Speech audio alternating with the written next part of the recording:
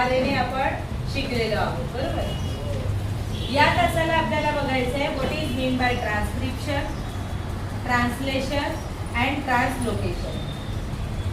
All these three processes are for protein synthesis. मी जसं मागच्या तासाला तुम्हाला सांगितलं होतं की our body is made up of a very small structure which we called it as a cell. आपल्या बॉडीचं सगळ्यात लहान स्ट्रक्चर आहे सेल. आणि सेलच्या आतमध्ये न्यूक्लियसच्या आतमध्ये काय असतं? डीएनए असतं. DNA is responsible for carrying the heredity characters from one generation to another. Heredity कॅरेक्टरला तो ट्रान्समिट करतो. अजून काय काम करतो डीएनए? जसं मी तुम्हाला सांगितलं होतं की आपल्या बॉडीचे कॅरेक्टर्स आहेत. आपल्या हेअरचा कलर आहे, आईचा कलर आहे, स्किन कलर आहे, किंवा आपल्या बॉडीचे वेगवेगळे प्रोसेसेस आहेत. हे सगळं प्रोसेस करण्यासाठी आपल्या बॉडीला प्रोटीन तयार करावं लागतं. आणि हे प्रोटीन तयार करण्याचं काम कोण करत असतं? तर आपल्या बॉडीमध्ये, आपल्या सेलमध्ये जो काही डीएनए आहे, हा डीएनए प्रोटीन सिंथेसिस करायचं काम करत असतो.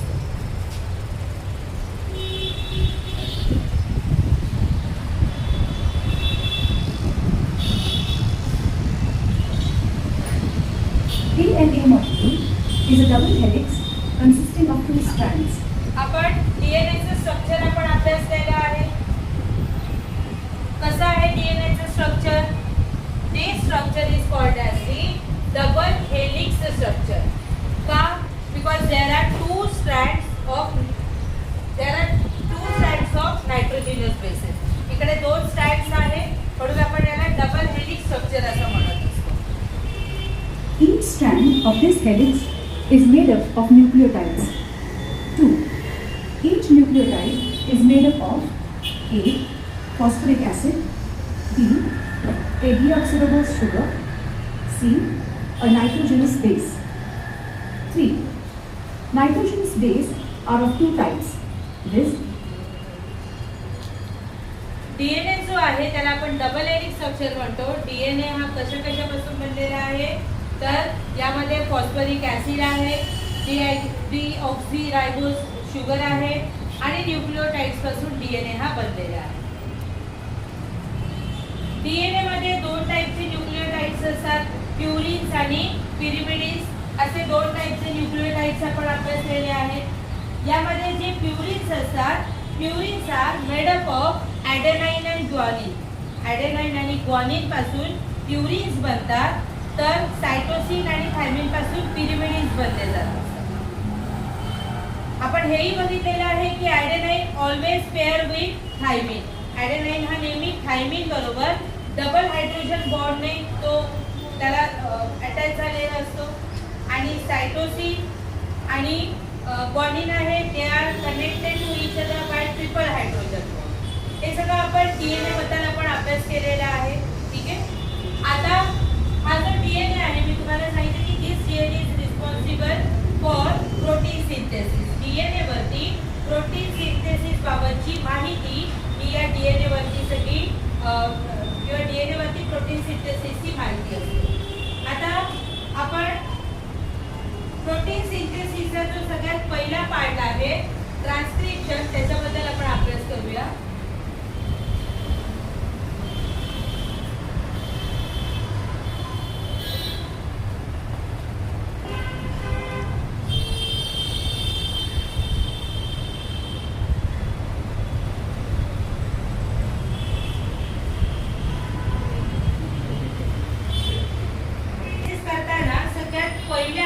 पहिली स्टेप आहे ज्याला आपण म्हणतो ट्रान्सक्रिप्शन.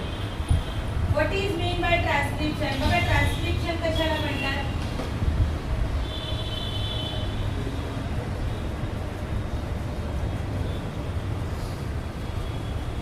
ट्रान्सक्रिप्ट करणं म्हणजे काय? एखादा लेख आहे किंवा एखादी माहिती आहे, हिला ज्यावेळेला आपण टाईप करत असतो किंवा जी लिखित स्वरूपाची माहिती असते त्याला ट्रान्सक्रिप्ट असं म्हणतात. What is mean by transcription? बघा, आपल्या बॉडीमध्ये अशी सेल आहे, सेलच्या आतमध्ये न्यूक्लियस आहे आणि न्यूक्लियसच्या आतमध्ये डीएनए असतात. बरोबर?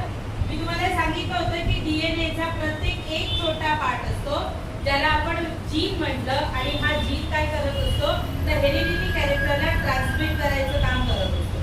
म्हणजेच न्यूक्लियसच्या आतमध्ये असतात जीन्स. ठीक आहे. आता हा जो डीएनए आहे या डीएनए वरती जे कोणतं विशिष्ट प्रकारचं प्रोटीन तयार करायचे या प्रोटीन तयार करण्याची माहिती असते. प्रोटीन कशासाठी बरं आपल्या शरीराला आवश्यक आहे? प्रोटीन हा मसल बिल्डिंगचा एक खूप महत्त्वाचा घटक आहे. Protein is a muscle building material. आपण आपल्या आहारातनं प्रोटीन घेतो, जसं आपण अंडी खातो, चिकन खातो, ग्रॅम्स चणे आहेत, सोयाबीन आहेत, वेगवेगळ्या प्रकारच्या डाळी आहेत, या सगळ्यांमधनं आपल्याला प्रोटीन मिळतं. बरोबर आहे. बॅलन्स डाएट आपण शिकलो ना. What is mean by balance diet? त्याच्यामध्ये कार्बोहायड्रेट्स आहेत, प्रोटीन्स आहेत, फॅट्स आहेत, त्याच्यानंतर फायबर्स आहे, या सगळ्या आपण बॅलन्स डाएट.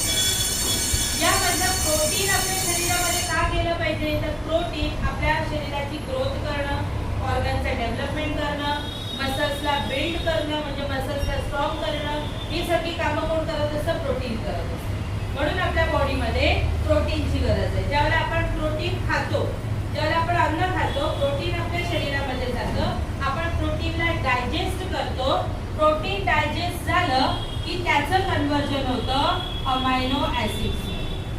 प्रोटीन पासून काय तयार होतात? Amino acids. अमायनो ऍसिड्स आहेत हे आपल्या बॉडीमध्ये सगळीकडे स्प्रेड आउट होतात, पसरले जातात. आणि मग आपल्याला ज्या कोणत्या प्रकारच्या बॉडीमध्ये आपल्याला काम करायचं आहे ते काम करण्यासाठी ज्या प्रकारचं प्रोटीन तयार करायचं असतं ते प्रोटीन तयार करण्यासाठी हे अमायनो ऍसिड्स त्या ठिकाणाहून कलेक्ट केले जातात आणि एखाद्या विशिष्ट प्रकारचं प्रोटीन हे बॉडीमध्ये तयार केलं जातं. प्रोटीन तयार करण्याची माहिती कुणाकडे आहे? डीएनए कडे आहे. डीएनए कुठे राहतो? न्यूक्लियसच्या आतमध्ये राहतो. म्हणजे न्यूक्लियसच्या आतमध्ये प्रोटीन सिंथेसिसची प्रोसेस घडून येणार. हा जो डीएनए आहे हा सेलच्या बाहेर येऊ शकत नाही. म्हणजे जरी त्याने न्यूक्लियसच्या आतमध्ये प्रोटीन तयार केलं तरी तयार झालेलं प्रोटीन हे न्यूक्लियसच्या बाहेर सायटोप्लाझम मध्ये येऊ शकत नाही. म्हणून हा डीएनए काय करतो तर हा डीएनए स्वतःची एक रिप्लिका बनवतो, म्हणजे स्वतःची एक कॉपी बनवतो. ठीक आहे. कसली कॉपी बनवतो तर याला ज्या प्रकारचं प्रोटीन तयार करायचंय त्या प्रकारची प्रोटीन तयार करण्याची माहिती असणारी दुसरी रिप्लिका तयार करतो आणि ही रिप्लिका तयार करतो मॅसेंजर आरएनए mRNA च्या रूपामध्ये. mRNA ज्यालाच आपण काय म्हणतो? Messenger RNA. We have studied 3 types of RNA. आपण 3 टाइपचे आरएनए आपण अभ्यासलेले आहेत. एक होता mRNA, बरोबर आहे.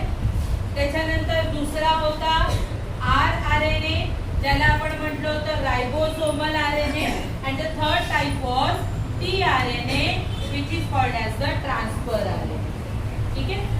त्यातला mRNA जो आहे हा mRNA कुठे तयार होतो? न्यूक्लियसच्या आतमध्ये तयार होतो.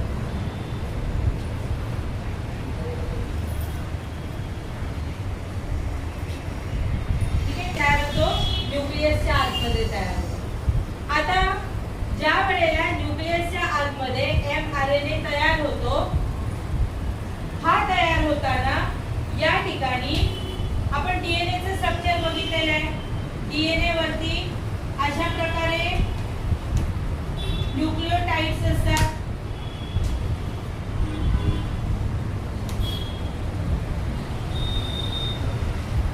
जसं ॲडेनाइन आहे किंवा थायमिन आहे, सायटोसिन आहे, ग्वानिन आहे, अशा वेगवेगळ्या प्रकारचे न्यूक्लियोटाइड्सचे डीएनए वरती असतात.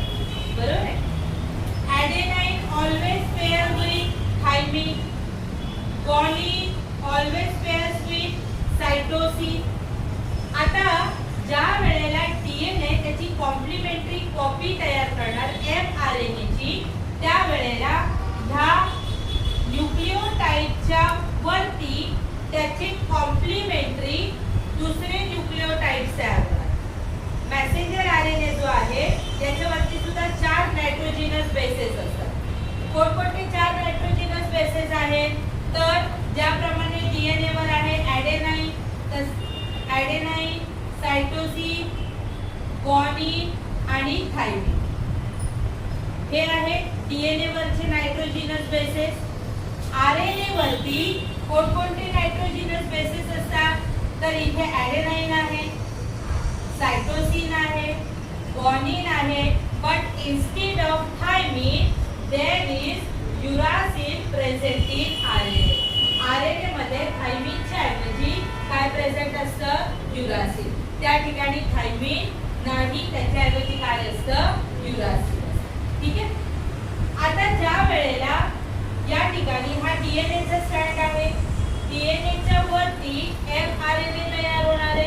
कसा तयार होणार एमआरएनए? एमआरएनए तयार होताना याचा कॉम्प्लिमेंटरी जो काही नायट्रोजिनस बेस आहे तो याच्यावरती अटॅच होणार. म्हणजे जसं ॲडेनाइन हा थायमिन बरोबर कनेक्ट होतो, पण आरएनए मध्ये थायमिन नाहीये. थायमिन ऐवजी काय आहे? युरासिल आहे. मग या ॲडेनाइनच्या वरती काय कनेक्ट झाला? युरासिल कनेक्ट झाला. थायमिनच्या वरती या ठिकाणी ॲडेनाइन कनेक्ट झाला.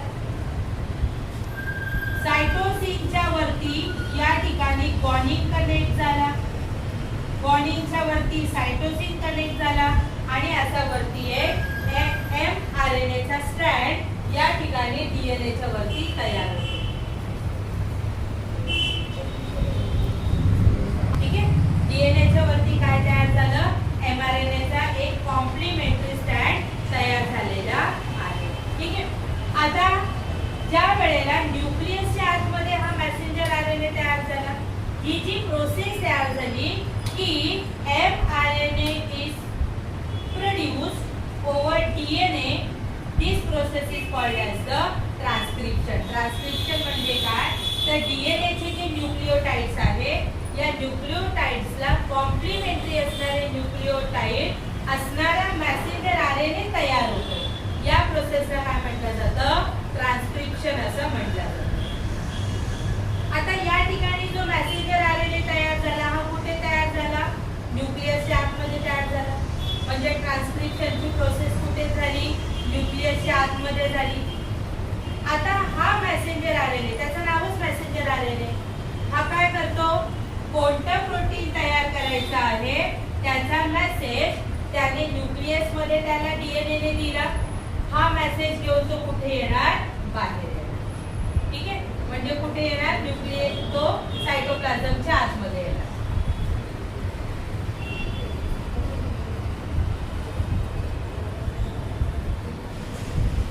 The synthesis of appropriate proteins as per requirement is necessary for body.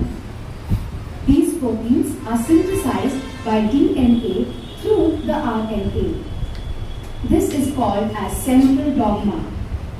mRNA is produced as per the.